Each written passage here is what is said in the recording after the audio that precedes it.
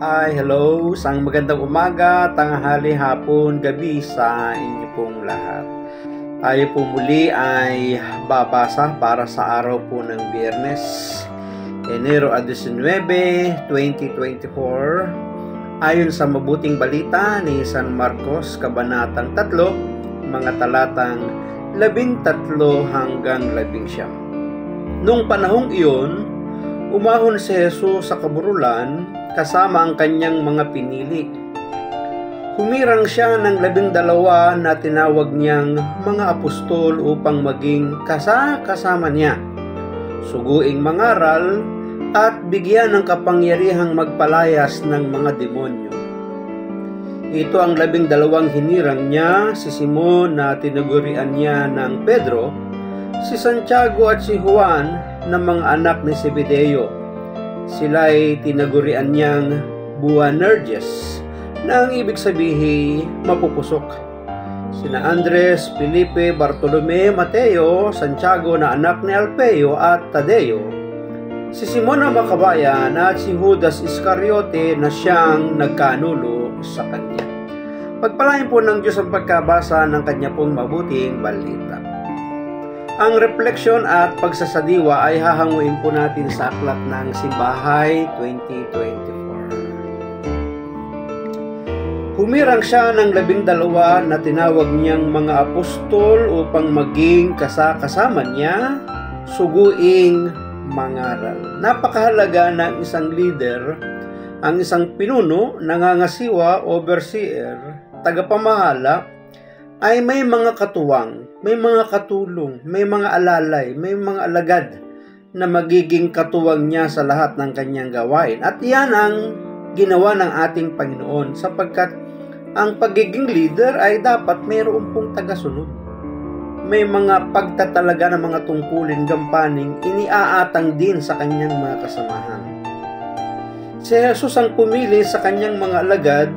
Batid niya na ang mga taong ito ay hindi ang pinakamahuhusay. Totoo yun. Pinakamayayaman o mga pinakasikat. Sila ay mga karaniwang tao sa kanilang panahon na wala namang malaking kakayahan. Minsan ganun din ang Diyos pag tumawag, mga ordinaryo lang tao upang maipamalas niya ang kanyang kapangyarihan, ang kanyang kadakilaan sa pamamagitan ng mga ordinaryong taong tinawag niya para magpagamit sa kanya. At kapag ginamit naman ng Diyos, nagiging mighty man, diba?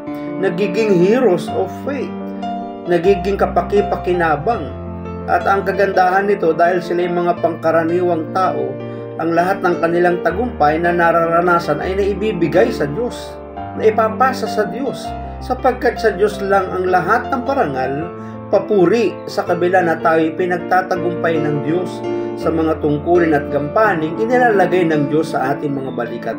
At sana hanggang ngayon sa panahong ito, ang mga taong tinawag ng Panginoon sa kanyang pagtatagumpay, maibalik at maibigay sa Diyos ang tunay na kapurihan at kadakilaan. Biniyayaan ni Jesus ng kapangyarihang mangaral, magpagaling ng may sakit, at magpalayas ng demonyo ang mga taong ito sa kabila ng kanilang mga kakulangan, kasi nga ang Diyos ang pupuno, diba? Si Jesus ang pumuno sa kanilang kakulangan at kahinaan. Kagaya ngayon, ang Panginoong Jesus ang pumupuno sa ating kahinaan at kakulangan. Siya ang nagpapalakas kapag tayo mahina, kapag tayo naman ay kulang, siya ang nagsusupply at nagpo-provide. Tayo rin ay palalakasin ni Jesus bilang kanyang mga tagasunod.